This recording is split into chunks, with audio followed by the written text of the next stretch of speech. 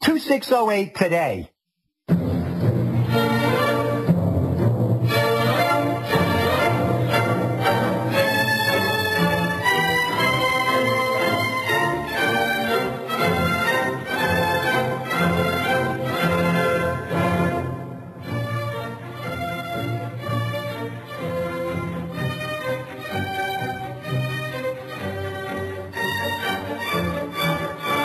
Welcome back to the second hour of this week's edition of World Crisis Radio.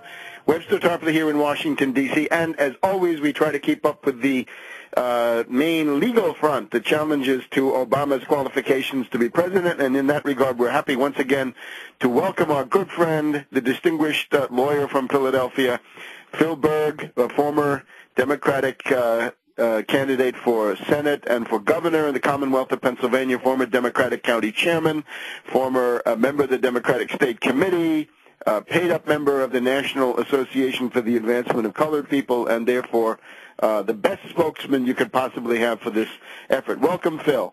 Well, thank you very much. Lovely introduction. Well, you deserve it, and maybe that's why some people find you, not what they want. So, can you any results here? We realize we're in the summer, but any wheels turning there on the legal front? Well, I just got a notice. I'm looking for the date on it. I just got a notice that the Third Circuit Court of Appeals has given us a tentative date for argument. I'm trying to find it right here. For the fall, which is on the standing issue, and that is, I'm looking at it as I do here, but I'll give you that. In other words, it's moving forward. Okay. They haven't forgotten us. And just for your listeners here, I have 3 cases pending, and I think we're the most significant cases pending on this issue. And as the polls are dropping, as people are getting disillusioned with Obama, I think more and more people will wake up and take a hard look at what we're talking about.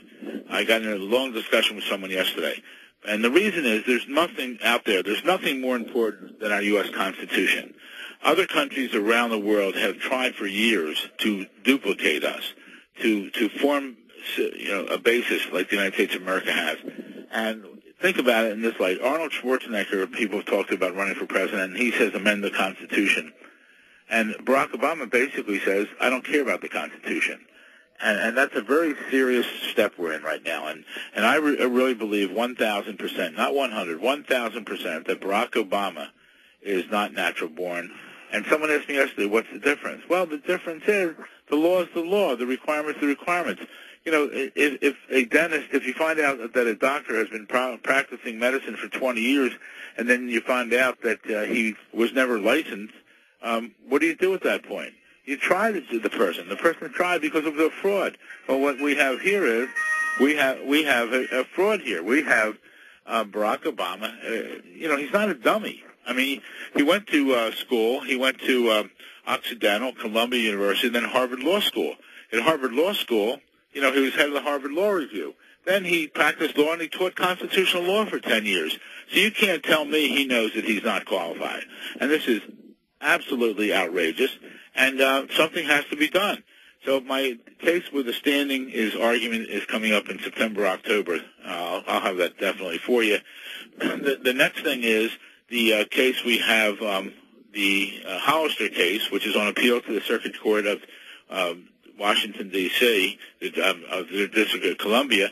That deals with retired Air Force Colonel Hollister, who has an interpleader action, and even though the judge, I think, is way off base when he called it frivolous, it's not frivolous. It's very important. Hollister wants to know if he's recalled to military duty, does he accept the order from President Obama, I don't like saying that word, because he's a legit president, or does he disobey the order because it's coming from an invalid or usurper president, which I believe he is.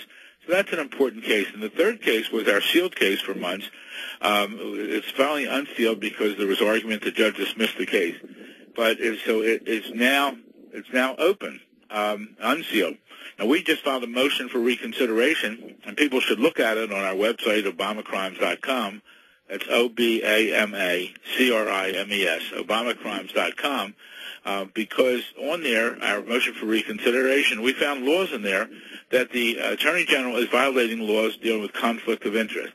there's no way, shape, or form that he can make a decision on the issue of whether or not to follow through and prosecute Obama under the False Claims Act. And we've asked the court to either appoint me to do it as the relator, which is proper and I would have standing, or to appoint a special prosecutor to either prosecute the case or to make a decision.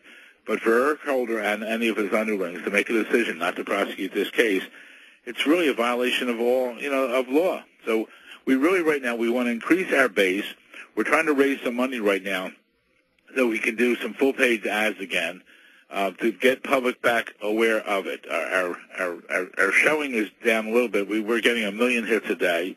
We're down, and people can't get discouraged. We need people to realize that this is crucial. It's crucial that we find out whether or not he's constitutionally eligible to be president. World leaders know he's not. He is, and our country is the laughing stock of the world.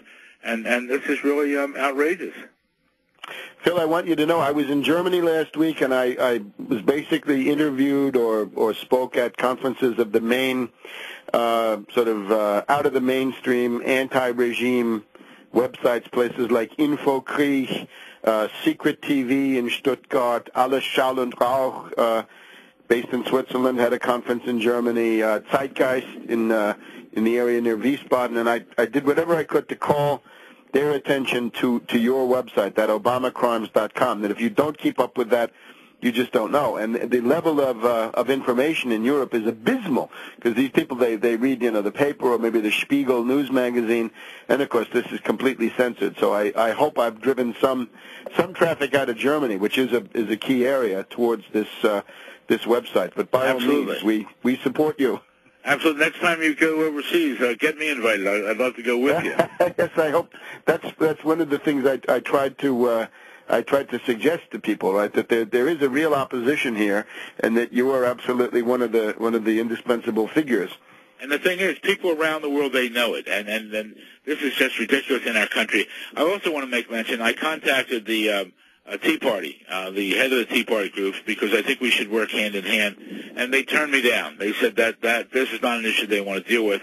I disagree with that. We hope for contact from other Tea Party representatives around the country, because if they're talking about taxation and Constitution, well, there's nothing more important than the Constitution segment we're bringing up, whether Obama is constitutionally eligible to be president. So I disagree with them. I'm not going to fight with them, but we're going to spread the word out there. We're looking to raise some money so we can make, in the Washington Times, a full-page ad like we did before.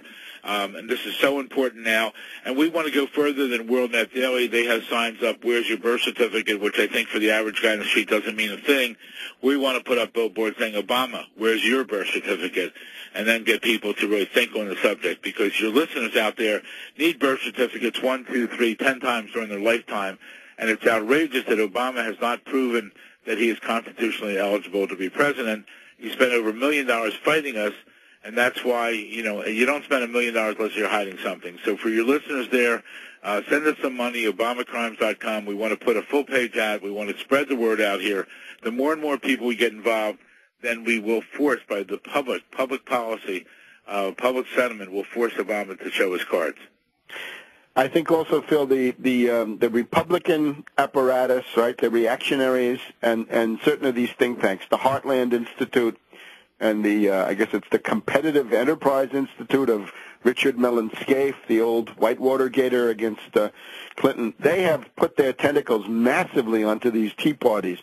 So I don't know who you were dealing with, but it could have been, somebody who maybe once was a grassroots leader, but is now an AstroTurf leader, because they've been, corrupted somehow by this massive influx of the Republicans. Because that Tea Party movement, to a lot of the bankrupt, out of power Republicans, seemed like their one, hope, a ticket back to power. And the fact that the theoretical level of development in these Tea Parties was frankly quite low, made it easier for them to come in and start taking over. And I'm afraid that's what I see going on. Anyway, thank you, Phil. Have a good week, and we'll see you next week. Thank you. Bye-bye. Phil Berg. We'll be back in just a minute on World Crisis Radio.